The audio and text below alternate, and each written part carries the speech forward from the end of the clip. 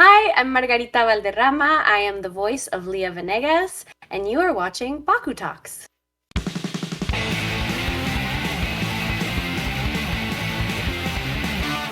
Hello, brawlers, and welcome to another edition of the BakuTalking Longer Podcast. I'm Haru, and I have another special guest for you here today. She has appeared in a home TV movie, Homemade Christmas. She also appears in the Strawberry Shortcake Berry in the Big City show, which is in its second season right now as Lime. But you may know her as Lia Venegas in Bakugan.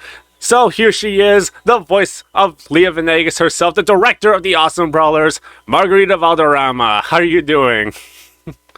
Wow, can I take you everywhere to introduce me? That's a great intro.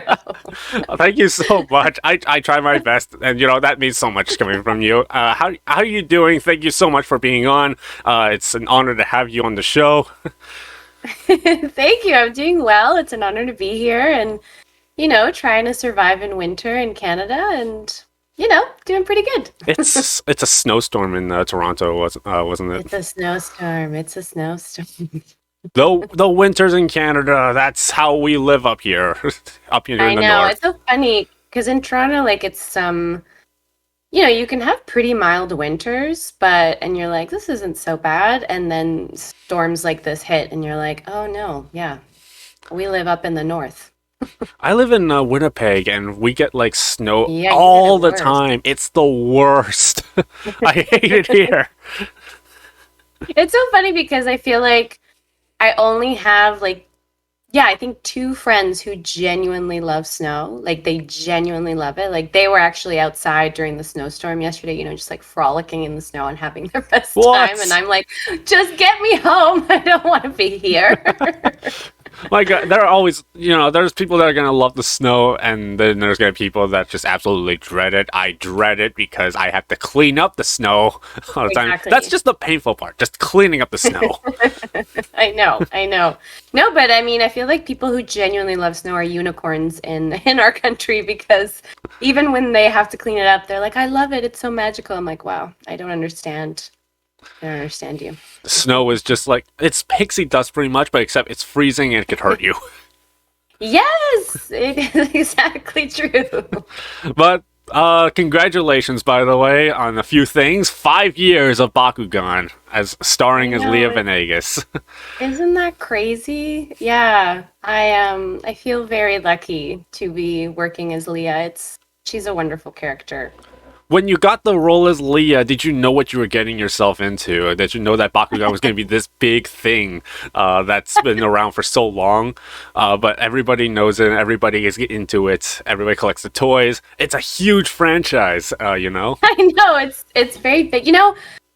When I auditioned, I hadn't done any voice acting. This is actually my first ever voice acting job. It's what made me a voice actor. Really?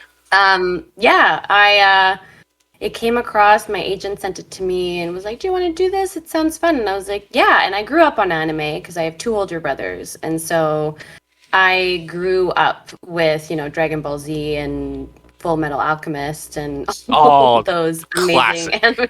Yes, all the classics. I do have them to thank for that.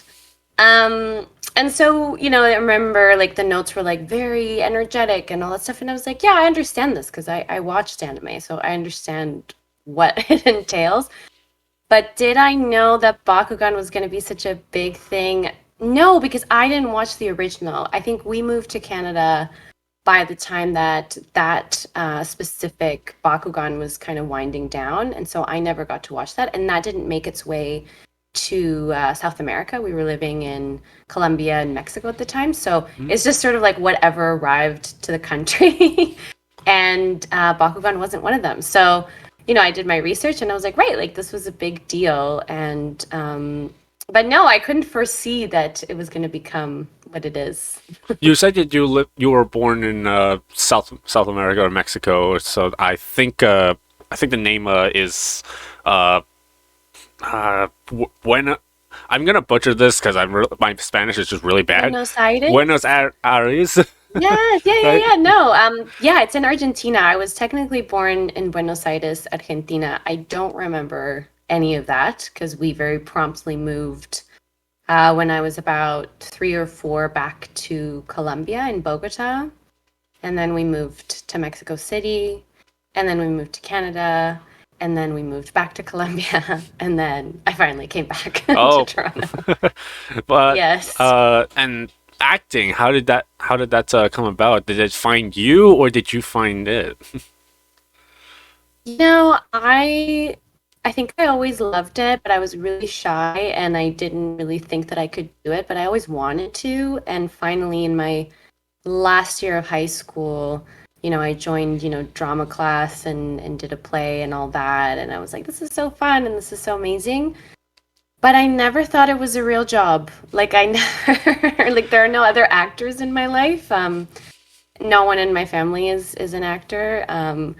Except for one cousin back home, but like he's much older than me. So I didn't know that that was something that you could do for a living.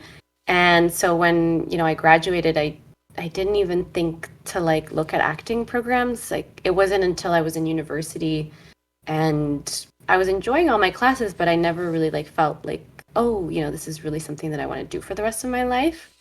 Um, I started just joining like on-campus plays and productions, and all the people there had been going to that drama program at my university. So I decided to apply, and I got in, and that's kind of where the whole journey officially began. But I've always loved it. I just kind of hadn't really taken a chance on myself. It just didn't click on you until you actually Yeah. went out and actually did it. Yeah, yeah. It's like you sometimes have to try things to be like, oh yeah, I actually do really love this. That's a lesson to live by. Always try new things. Because you never know what you might discover about yourself, right? It's true. I have a brother who's a chef, and he always makes me try things. And he's always like, worst case, you don't like it and you never eat it again, but just try it. It's the same for me too. When I started YouTube, I never thought I'd actually like go into it, right? Yeah, I always watched YouTubers like Freddie Wong and like someone and like Markiplier and all that. But I yeah, never thought I'd actually be like, okay, I want to try video making and all that and stuff. So I yeah. actually I tried mean, editing videos, and I'm like, wow, this is actually pretty cool. So I know. I mean, do you like the editing? I find the editing is the hardest part. yeah, I actually really enjoy the process. Okay, good. Sometimes it's like really grueling work. You have to like be able to like watch. You have to like watch yourself like 5 or 6 times, Yes. and I really don't like listening to myself or hearing myself talk. I'm like, oh my god, I sound like this, but I can't go back. Yeah, absolutely. I mean, I feel like watching yourself is the hardest thing. Whenever I have to do self tapes or anything like that, it's having to look at myself that I'm like, oh, ugh. When you listen to yourself in Bakugan, do you sometimes get that as well, or? You know what? I don't. Voice acting, I'm really grateful to have found voice acting because I don't get the same level of like self-consciousness or self-criticism with voice acting. I don't know if it's because it's just a voice and because it's a character voice that there can be kind of like a separation between me and that character. So when I listen to Leah, I listen to Leah, it's sort of it's me, but it's not, and I don't really know how to describe it, but um it's funny to me to like watch back episodes and to hear myself and to be like, I did that. That's my voice. It's But it's pretty. almost like a out of body experience. Yeah, so it's pretty much someone else, like doing the physical motions, and they just happen to have the same voice as you, right? Yes, it's I the way I sometimes describe it to people is like becoming possessed. Like, I don't know, you're in the booth and they're just like, okay, do this. And so something clicks and like it's just she comes out, and that's why I kind of don't like it when people always ask me to like do a voice of a character that I do like out of the blue. Like if we're just at dinner, I'm like, no, like there has to be a sacredness. And I have to be in the booth for this to happen. I can't just, over ravioli yell Bakugan brawl in my Leah voice. You gotta actually watch Leah on the monitor when you're in the booth and go in Exactly. sync with her when you're doing her voice, right? Yeah, I think that adds to it, because it's sort of, I really like to be able to watch her and to sort of see what, the animators have done. I think it's such a gift in many ways to do dubbing because it fills in so many of the gaps, like you're watching it and it's so easy to just like get yourself into that place because it's really happening in front of you. And so I really love being able to sort of do it along with her. When you did the audition for Lia, we spoke to Devin and we spoke to Jonah. They all had the same story. The producers got you, Devin, and Jonah in the same room, and you all did a reading to see if you guys had natural chemistry. And lo and behold, it worked. What was racing through your thoughts when you did that part of the audition process? I was so nervous because I was the greenest out of all of them. This being the first time ever that I had done voice acting, and Dev has done like everything under the sun. And he can make his voice do incredible things. I mean, whenever I'm stuck on something, I'm always like, okay, well, if Devin can sound like this, then I can certainly try my best to sound different. And Jonah even had done a show or like many shows after, because he started doing it even younger. And so I just remember being really nervous because I was like, these are two people that know what they're doing. and I don't, but what I focused on, I remember, was the world and was, the story that we were doing. And I think in a way, because they were both so good, it was easy like to match them, right? Like it was just sort of like a dance, and because they were so clear on what they were doing, it was easy to be like, oh, okay, well then I have to go here. And so in a way it worked in my benefit that they were both such experienced voice actors. And because they were more experienced, you were able to follow along what they were doing a lot easier. So you were able to synchronize yourself with their past experience, with their past experiences, and what they really knew. So in a way they were involuntarily teaching you as you were going along. Totally. Yeah. And it's funny because it took a long time for us to find out that or at least for me, it took a long time to find out that I was cast. And so I was sort of like, well, that was fun. And I learned from these two people. And then when the call came in, I was like, oh my God. So great.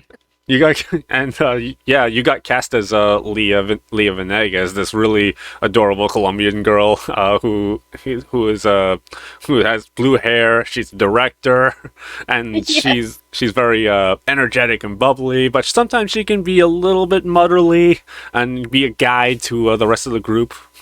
Yes, she's definitely Lia taught me a lot and continues to teach me a lot. She knows what she wants. She's incredibly confident. She knows her skills. She also knows how to apologize. There are many episodes when she loses her temper and kind of realizes that maybe she shouldn't have been screaming at everyone. Yeah. And apologizing is a good trait to have. Knowing when you're wrong. And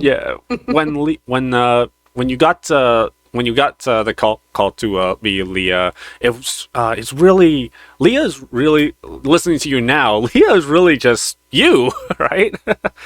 Just a miniature you. Oh, it's so funny that you say that, because I remember there was one session where, it was like early days. It was still the first couple of episodes, and so we were still finding her and still determining exactly what she was going to sound like. And I remember I went really high. She's supposed to be 11 years old. And they were like, no, lower. And they kept pitching me lower and lower. And then they were like, it's just like your regular voice. Your regular voice is fine. And I was like, I don't sound 11 years old. But clearly I do. So I mean, that's a pretty good compliment, though. Yeah. It's a really good skill to have, right? So you'll be able to cast more in shows that gear towards kids, so they'll be able to connect with you more. Yeah. I love it. So I feel fortunate that is where my voice naturally sits.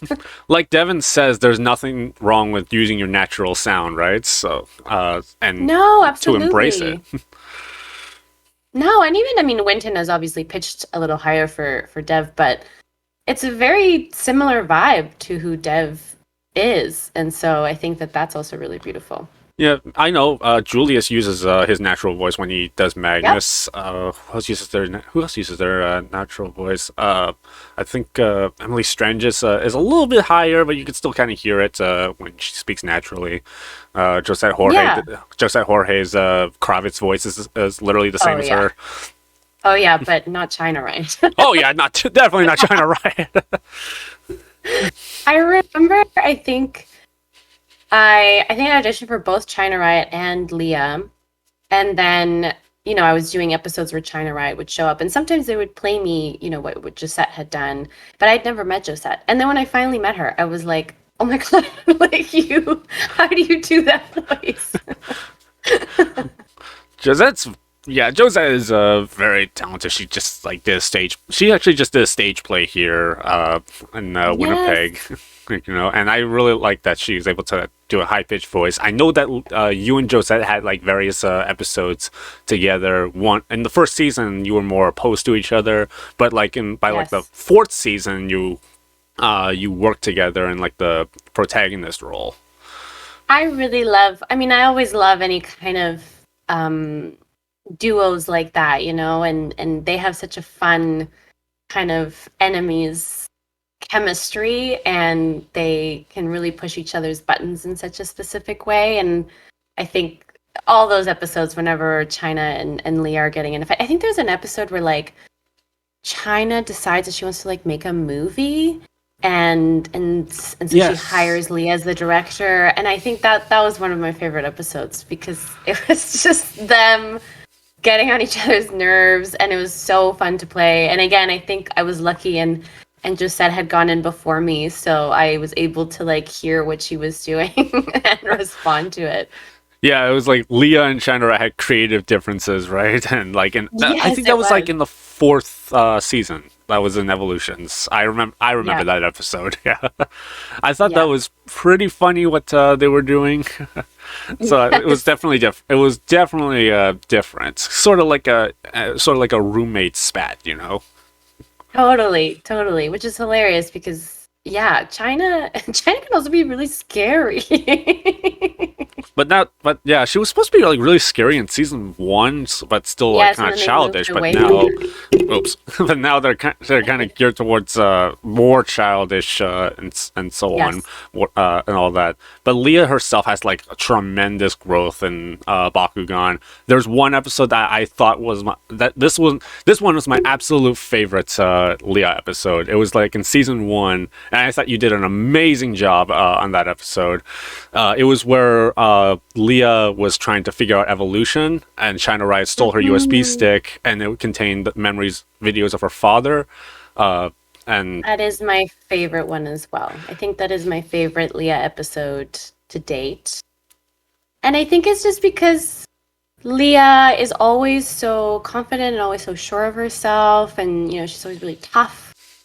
And this was like, there are a couple episodes after that, but this was the first one where you really got to see that she had this vulnerable side, and that she missed her dad, and that all this stuff had happened. I remember that episode broke my heart, and yeah, yeah, but it was also so beautiful, because in the end, she's able to realize that she doesn't need that USB stick, and that her dad's always with her. And in fact, it's her dad and the memory of her dad that helps her through the evolution. I thought it was just brilliantly written and done. yeah, I loved that episode. That was amazing. You were amazing in that episode. That was a Thank great you. performance.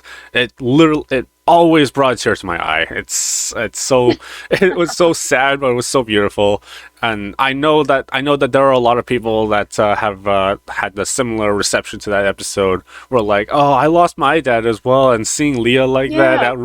that really broke my heart. But then they cheered up when they realized Leah was able to keep Yeah. the memory of that, and they're like, okay, I can do that too. Yeah, it's funny, it's obviously a kids show, but I think what I love about anime and the shows that I watched growing up, it's that, they do touch on adult themes in a way that obviously is appropriate, and I think this, was an episode like that, grief is part of everybody's life in some way or another, and to sort of see an example of somebody healthily moving through it, for me was really special. And yeah, yeah, it's a really great episode. I really love it. I gotta ask you, what did you really think of when you put your performance in that?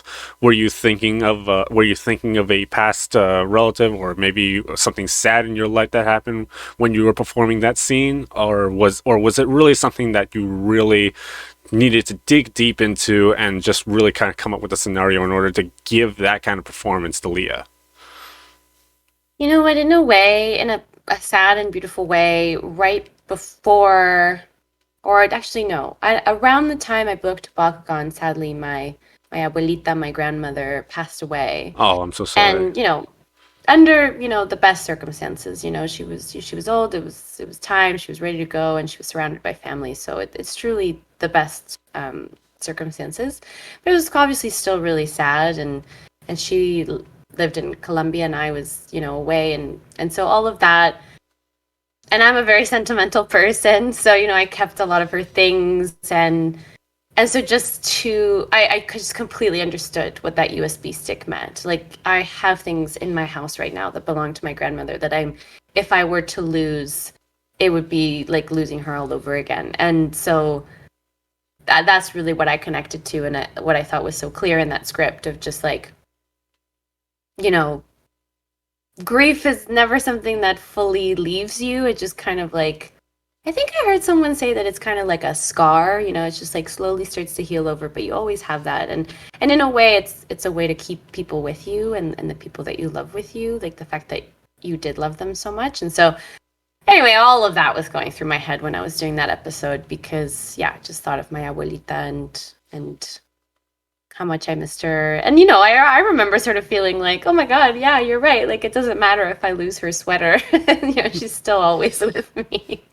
Yeah, I'm really sorry to have asked that, and all that, Yeah, but don't apologize at all. No. I don't know. Don't apologize. I like talking about her. She was an incredible woman. And so it's a rare opportunity that I get to talk about how she's inspired my work. So it's a good question. It's really great that she still continues to help you through life, right? Now she's helped you and now she's helped you with your profession, putting on that kind of performance for Leah that everybody can actually connect with. Yeah, and I think you're right. I mean, I've read so many sort of comments and things on that episode, and it really touched me that it affected people in that positive way. Like, because I did kind of put my heart into that episode, so to see it recognized and for us all to connect in that way was really beautiful. Yeah, and there's one more question about that episode that I really got to ask you, and I don't know if you know the answer to it. What happened to Leah's dad? Because they don't explicitly say it. Like, did he move away? Did he die? Or my interpretation of it was that he had died, because I was like, the way that she's so obsessed with this USB stick and the memories of it all. I was like, if he's still around, like, it's just different, like so my interpretation was that he was dead, but it's kids television, so you can't exactly say that, right? So you can allude to it, but you can't go flat out and say it, because then you'll have a bunch of kids asking about death at dinner, and so that's maybe not what you want. Yeah, definitely. And also, just moving away from Bakugan a little bit. Like, I think you did Homemade Christmas in 2020 or something like that, right? And yes, and how is that? I think that was your first movie that you've done. How different was that feeling from voice acting? It's very different to me. Someone else might disagree, but I think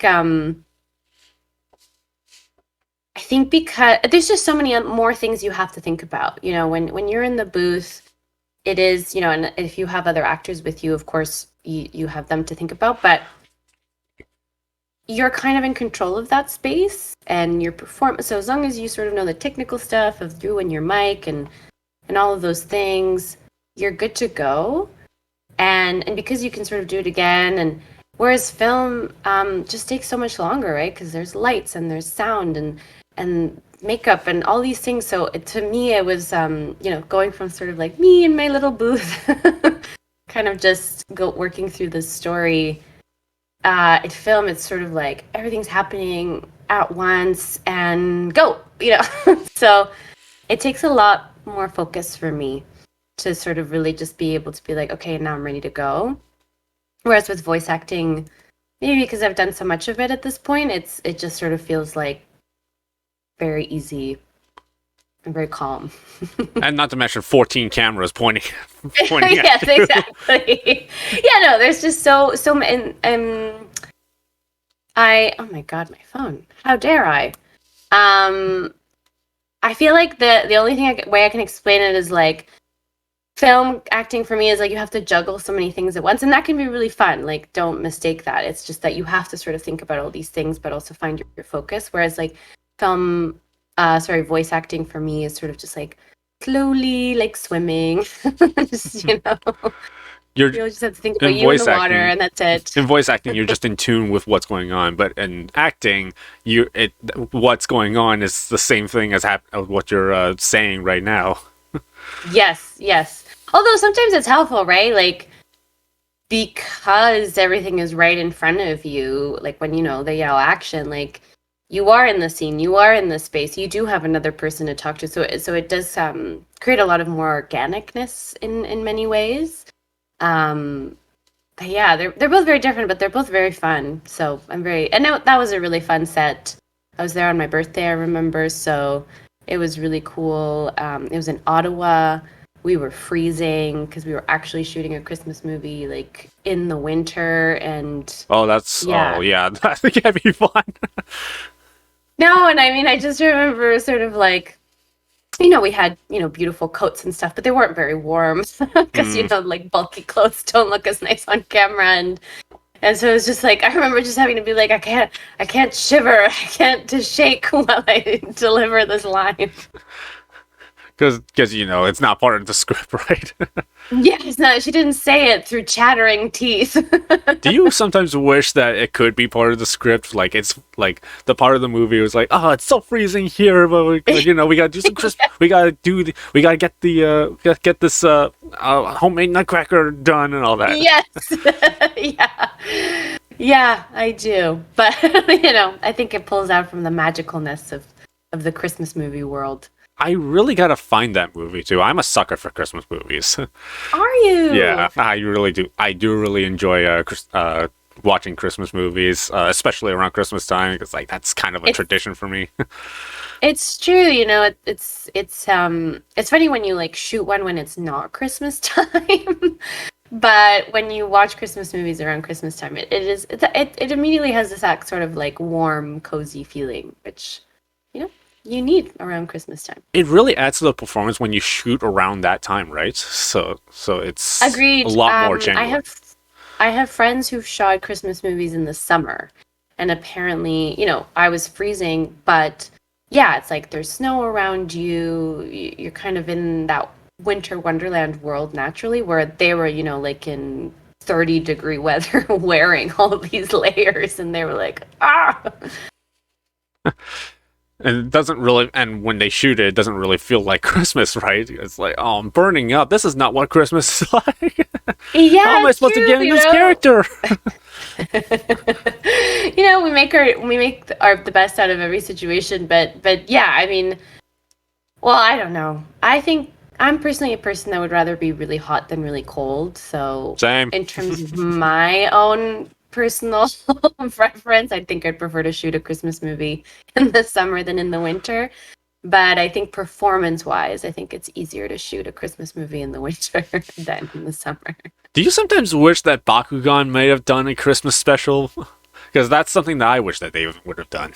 Yeah, we never really did any. No, oh, that's my cat. I'm sorry. She's Oh, it's okay. has a lot of opinions. No, we never did, like seasonal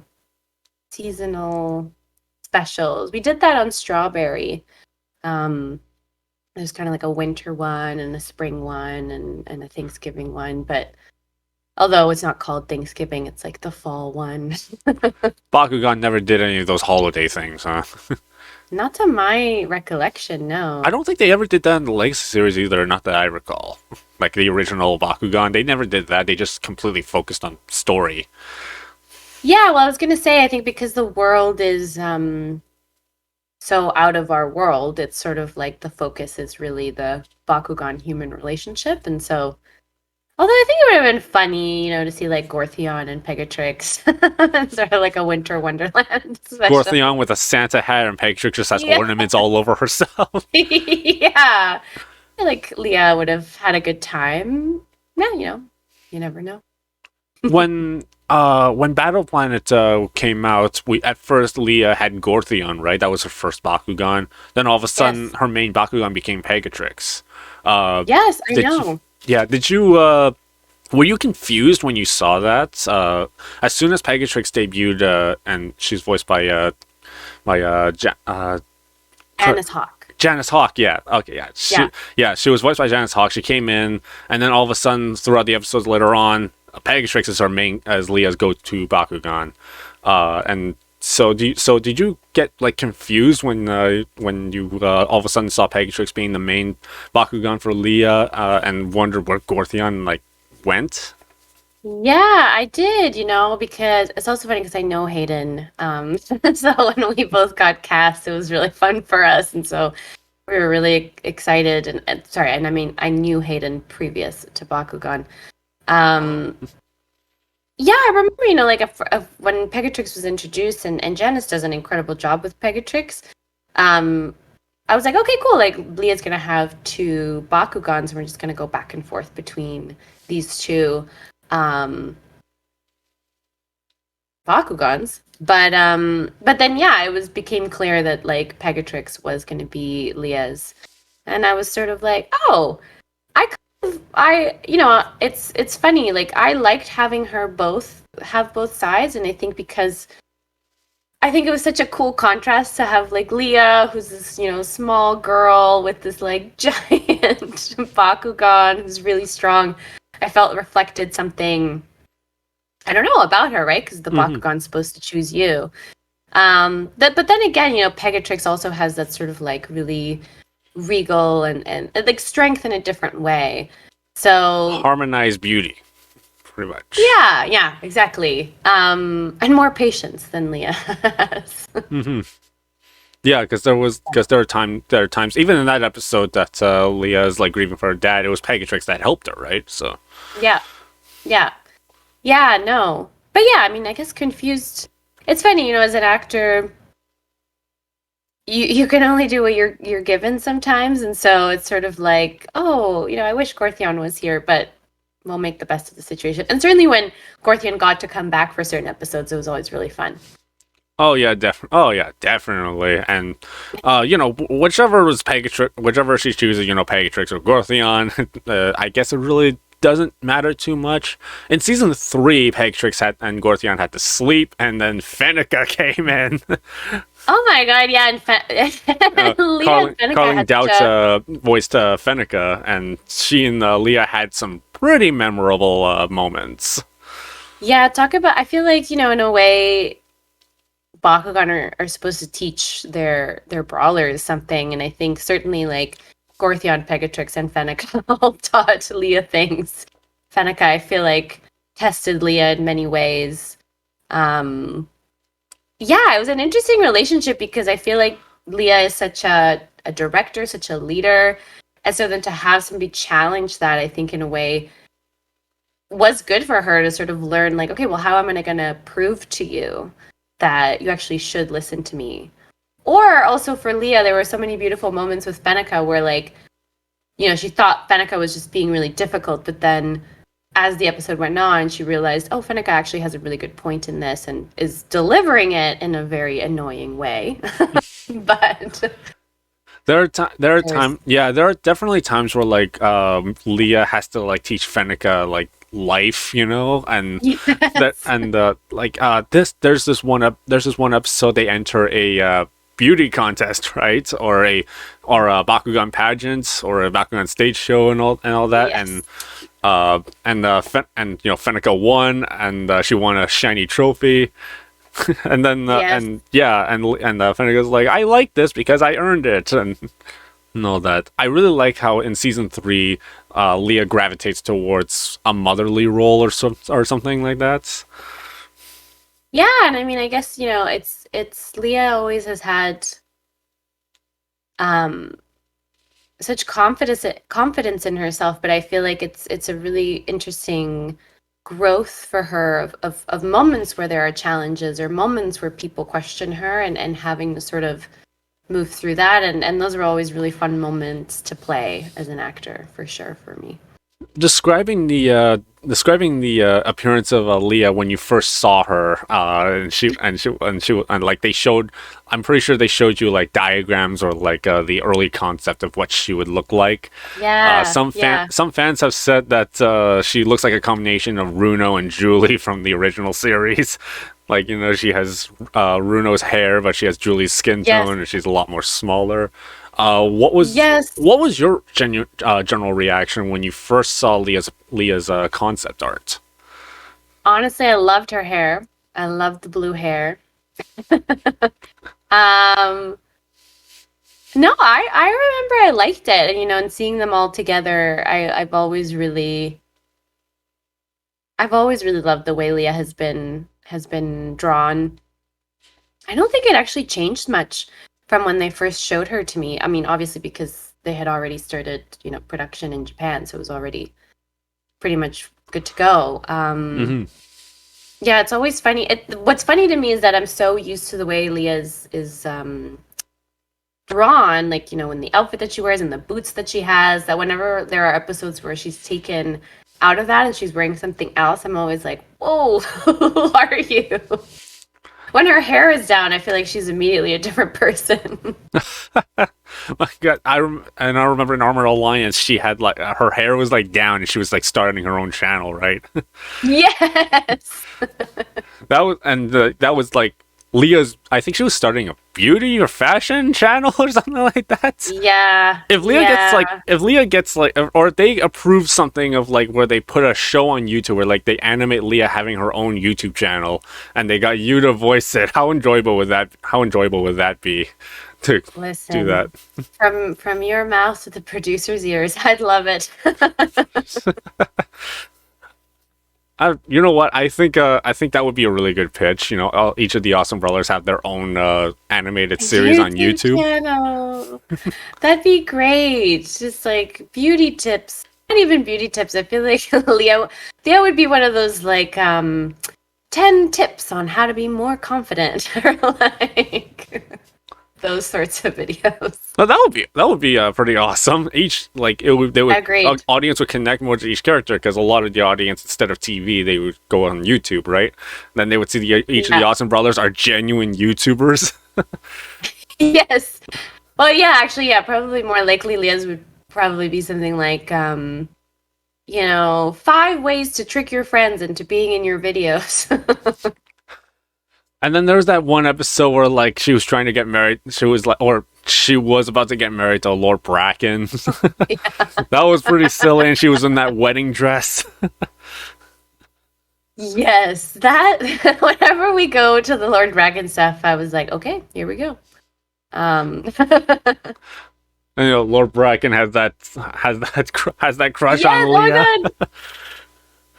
Yes, but she also, yeah, it's so funny. But I mean, I've always appreciated, Lia's the only girl in the Awesome Brawlers until Athena came along, and even with Athena, like I've always appreciated that it was for them. What they love is what's more important, and it like I feel like often, certainly growing up when I was little, like female characters always had to have some sort of love interest and always had to sort of be related to somebody in that way. So to have a character that she's like, you know what, I'm busy, like I have other things to do, and also no thank you. She's more independent. Refreshing. She's more independent of herself than instead of relying on like a guy, right? Or a girl or something like that. I know there are a lot of people who Oh, good lord! I don't even know if I should tell you this. There are people that are like shipping Lia with like other awesome brothers. Like she should be with Dan, or she should be with Shun. She should be with Athena. That's like being with one of your brothers. Yeah, and I'm just like, oh god, guys, they never at all alluded to any of that in the show. No, they never have. No, they never have. Yeah, it's so funny. I mean, but it's always what happens with shows, though, isn't it? Like you can't have a show and not have a shipping culture. In fact, I Yeah, would be offended if there wasn't a shipping culture. unfortunately, or for better or for worse. Yeah, for better or for worse. But certainly, like out of all the dynamics, I feel like Athena and Leah would be the best couple because I feel like they both want the same things. I think they did actually tease something like that in Evolutions. You know, when Leah's mom is trapped at the TV station, and then they save her, God, yeah. and then Leah's mom hugs Athena, and Athena's just blushing because like Leah talks about her all the time. Yeah, it's I'm just true. like, oh good lord, this is not gonna help. I love it whenever Leah's mom shows up. It's always very funny. You're like, yes, like no wonder she's so independent because her mom is also very independent. Her mom looks a lot like her. You know, obviously Veronica Yes. Venegas is voiced by Anna Sani. We had her on the show last time, and you know, and she really loves Veronica and how she adds more to Leah's character and how it adds on to Leah's building up of strength and confidence. Absolutely. I mean, you can really see how Veronica really shaped who Leah is in a really positive way, and that's also really cool to see, sort of like a mother-daughter relationship that's really nice. And Anna's amazing. Anna plays Strawberry in the Strawberry Shortcake Yes. reboot, and it's always so fun to hear Anna's performance. She's an incredible actor. I mean, it's so funny. Like, I just feel so fortunate to be working with all these people who are all so good. You know, it really, I learn from them all the time, and to be able to be part of that is such a blessing. So, what is one thing that Leah has really taught you that you think that you would bring to other productions in the future?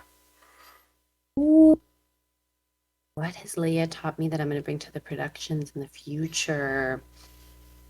You know, Leah, again, because she's such a force, she is not afraid of going too big or being too much. And I definitely look at like the characters that I've voiced since Leah, and a lot of them are a lot like that.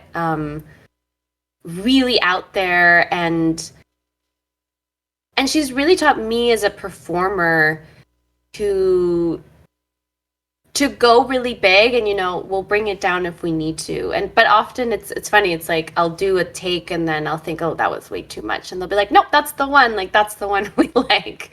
And especially for the Bakugan world of it all, whenever Leah loses her temper, I think it was sort of like halfway through the first season that I was like, oh yeah, like when she loses her temper, like it needs to be 100%. It can't be 50%. It has to be 100%. And yeah, it's funny. And Lime Chiffon is very similar in that way too. She's also very confident and also has moments of losing her temper, and it's all those are my favorite moments. I do hear a bit of Leah in Lime whenever I watch that. Yeah. I know I have a cousin who watches Strawberry Shortcake, and she actually does watch that on Netflix. Yeah. Season 2, by the way, is on Netflix right now, so you might want to check that out.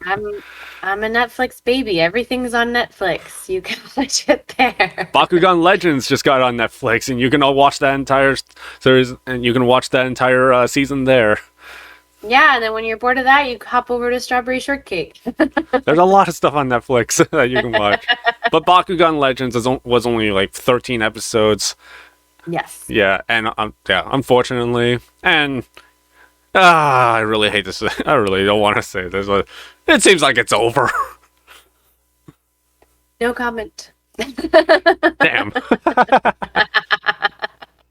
But But No yeah, comment. unfortunately, but 5 years of Bakugan. That's really amazing. It's an amazing show, and we love your performance in it. And Yeah, I no, really, 5 years yeah, I again. really hope that Lia does come back in the future. But if she does, would you obviously like do it?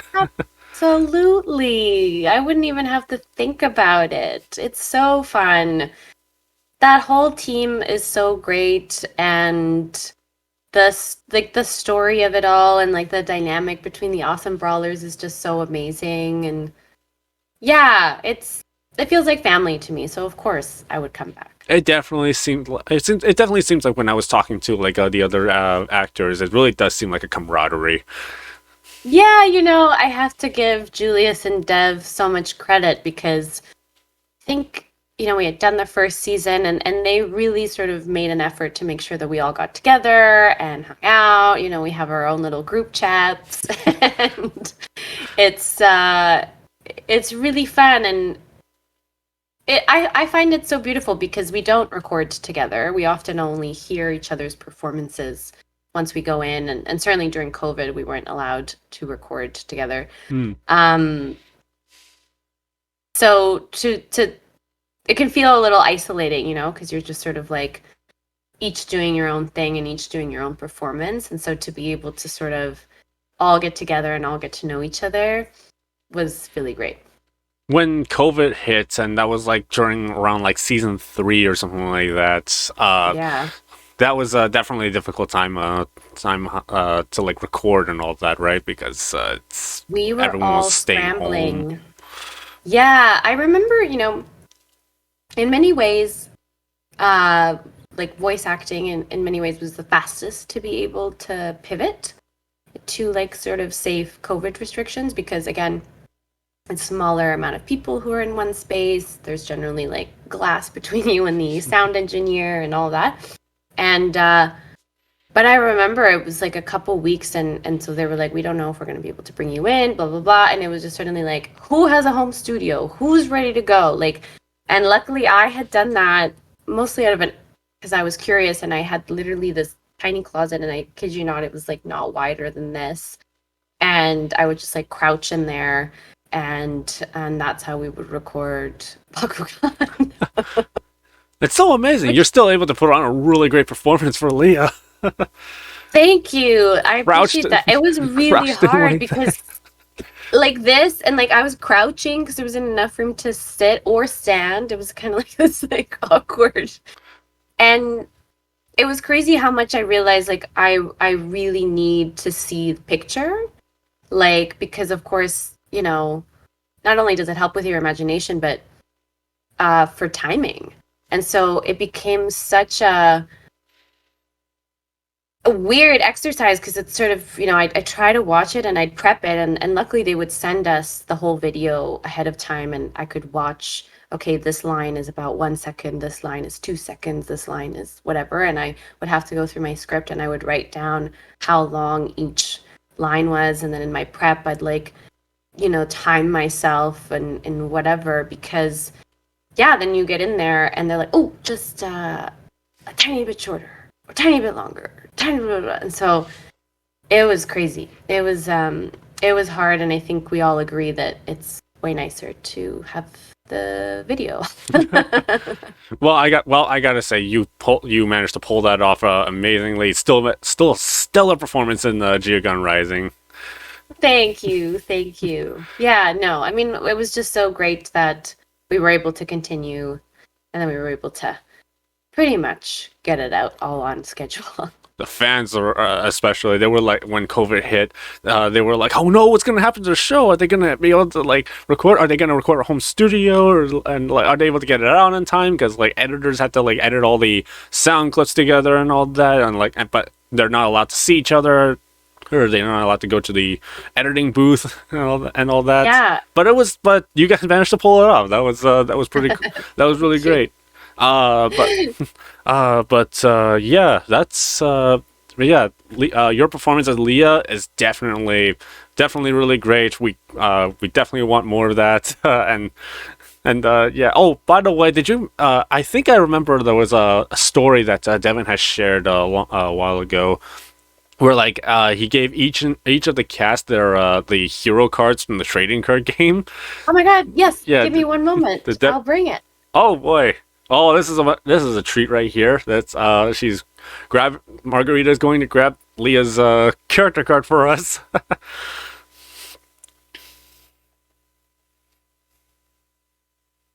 I probably should have had this with me before we started. Yeah, Dev gave me this. There you go. Oh, there you go. Oh, it's in hex too. That's like the highest rarity you can get. And then he also got me this. Ah, that's Ultra Pegatrix. Yeah. My God, that is amazing. Yeah, I will cherish these always. Yeah. Dev did that. Yeah, I think there was one summer we all got together. I remember I tried to wear as much blue as possible. And Jonah was also wearing red. Dev was wearing green. And and then Dev surprised us all with all of this. And then Julius and Dev tried to explain the rules of playing Bakugan with me, but not very good at following along. Oh. To be honest. If you could grasp the basic concepts of it, would you actually get into it, like get into Lia's character while you play? Oh, absolutely. I mean, I think I have Lia's competitive spirit, so I think for sure I would be into it. I actually made a deck for Lia a long time ago. It was like a spreadsheet thing where I with like the 3 Bakugan, and then it lays out every single individual card and how many of each Lia will run, and then there was like some images from the anime and all that. I think you saw that. I posted it on Twitter, and I think you saw that a long time ago. Oh, that was you! Yeah, there you go. It looked like a magazine. Oh my It looked like a God! Japanese magazine thing for a TCG magazine. Amazing. Yeah, no, it's been so great to see. You know, it's funny, it's like, especially being in a voice actor, maybe it's funny to see the impact of what your characters and what your show is capable of. And I know that because, you know, I grew up on anime and cartoons, and so I know the impact of that. But I think because when I was little, you know, we didn't have the internet, and it was just sort of like, you know, if other people like the same show at school, like that's how you would connect. Pokemon, all those things, but that all happened, you know, within your own like literal physical bubble of people that you knew. So then now to have the internet and have all these people connect and in so many cool and awesome ways, like it's just I'm making myself sound really old, but yeah, anyway.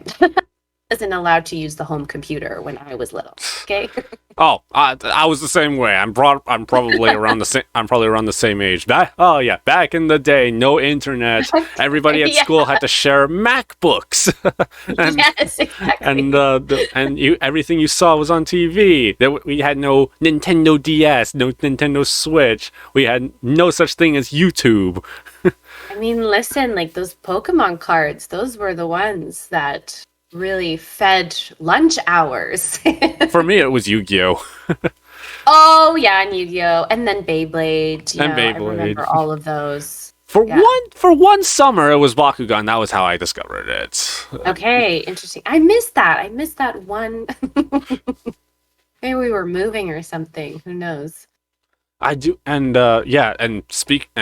speaking of, I actually have a shelf dedicated to like Pegatrix and all of Lia's Bakugan. I'll send you a picture after. But I have practically every single one of Lia's Bakugan toys, and it's all on a shelf. God. Yeah, I'll definitely send you a picture after. I'm going to Japan with my family in a couple weeks, and that's gonna be. I'm really excited to go and try to find Bakugan things in Japan. Bakugan did get released in Japan. It's Takarotami. It's probably gonna be a different packaging than what you see in North America. Yeah. It's like white border or something. So just keep an eye on that. I think there is Pegatrix and there is Pegatrix Ultra. So I think they've been released in Japan. So but it might take some finding though, because like Japan's like really competitive when it comes to toys and like games and all that. So like everywhere you go, it's gonna be toys and all that. The most predominant thing in Japan is like Attack on Titan. I think Spy X Family right now. Card Fight Vanguard and Yu-Gi-Oh! Obviously, Pokemon, obviously. So those are probably the main dominant things you'll find in Japan. So you probably won't find too much stuff about Bakugan because like it kind of got lost. I will find it. I'll be like, family, you go and do whatever you want to do. I'm staying in all these stores until I find something. Or maybe Pegatrix will find you. Wouldn't that be, the best case scenario? Life mirroring art. Actually, this is perfect because they're in Armored Alliance. They did go to Japan. Oh yes, you're right. I remember that arc very well. Lia. I'm gonna Winton. play those episodes, and I'm gonna try to find the cityscapes. And I'm gonna try to have myself in those moments. You'll actually find like two locations that Leah's been to. There was Shibuya, and then there was Mount Fuji, right? So. Yeah, I won't climb Mount Fuji, but you'll see it. You'll see it. In the background. You'll see it, but yeah, that seems very fitting because like I remember that arc very well. Shun, Winton, and Lia and Lightning went go sightseeing. Lia wanted to go look at cameras, but Shun and Winton were looking at toys. Yes, and I remember like that's gonna be me and my brothers. I remember reviewing that episode. I'm like, man, this is exactly what I picture Margarita, Jamie, and Devin would act like if they go to Japan. Actually. True. I'm more of a like Leah obviously loves cameras and gadgets and all those things, but I'm more like my Lime Chiffon character who loves fashion. So I think I'd be probably shopping for new clothes while Julius, Devin, and Jonah are all looking at toys. I think, I think Japan will be. I think Japan's going to be a really great experience for you, and I'm really happy you're traveling there. Asian culture is like taking over the entire world, and to see the capital of it all is probably going to be it's going to probably be amazing. I truly cannot wait. It's going to be great. I am so excited. I'm from Hong Kong, and the city is like really bright and all that. However, I guess it's similar to Tokyo, just not as clean. Okay. God, I don't know if I should even say that. Oh boy, some Chinese Hong are Kong going to is be beautiful. I've been there. It was beautiful. I wish I could go back more. Yeah, Hong Kong is lots of walking, lots of stairs, pretty much. But I love that. I mean, I personally love, like, whenever I go somewhere new, I love to just walk around. And so I think that's why I loved Hong Kong so much, because it's really designed for that. So, yeah, the stairs were a bit much, but I got some physical activity in there. barely any elevators in Hong Kong. But it definitely is sort of like Hong Kong, just a lot more geek culture and a lot more brighter and all that. Yeah, I just know that my brothers and I, because my brothers were the ones who introduced me to all these shows, like, they are so excited to go and find all these things. And I'm going to be like, yes, I also want to do that, but I also want to find Bakugan. But I think that's about all the time that we have for today. And just one more thing. You got married recently, so congratulations on that. So congratulations on that. Thank you. Yeah, it was beautiful, and the running joke is that we got married many times because COVID really put an obstacle in our way, but we were able to celebrate with our family and friends, so that was really beautiful. Oh, I think that's a beautiful story, being able to have a ceremony maybe annually, maybe every year. Yeah, I kind of felt that way. I think that's great. I think that would connect you to a lot more closer than ever before. Yeah, there you go. I'll start a trend where you celebrate your wedding over multiple years. Well, that's technically the wedding anniversary, but you'd have a ceremony, right? I guess that's Say true. I guess relive yeah. your wedding and like say your vows and all that. Say the I do stuff and all over again. Yeah, I think we're gonna take a break for a little bit now. But anyway, congratulations to you too. And, Thank you. Hope you, and we wish you nothing but happiness and good fortune. Thank you. And and again, congratulations, 5 years of Bakugan, and we hope to see you back again as Lia Venegas.